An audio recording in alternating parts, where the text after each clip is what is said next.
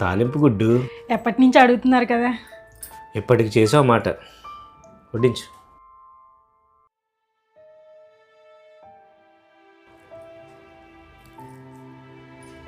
ఎలా ఉంది? బాగుంది. చందమామ ఉడికిందా?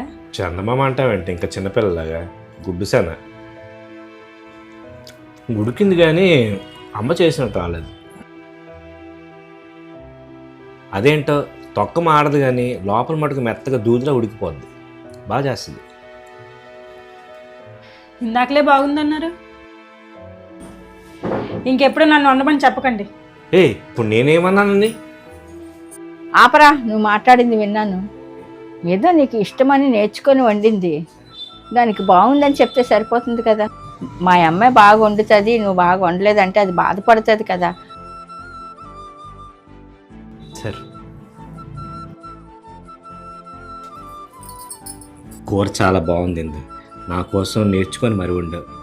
నేను అలా అన్నీ ఉండకూడదు, ఏమనుకోకు. అవసరం లేదులేండి, మీరు మెచ్చుకోకపోయినా మా అత్తయ్య మెచ్చుకుంటుంది. కొడుకుని కోడల్ని సమానంగా చూసే అత్తయ్య ఉండడం అదృష్టమే కదా.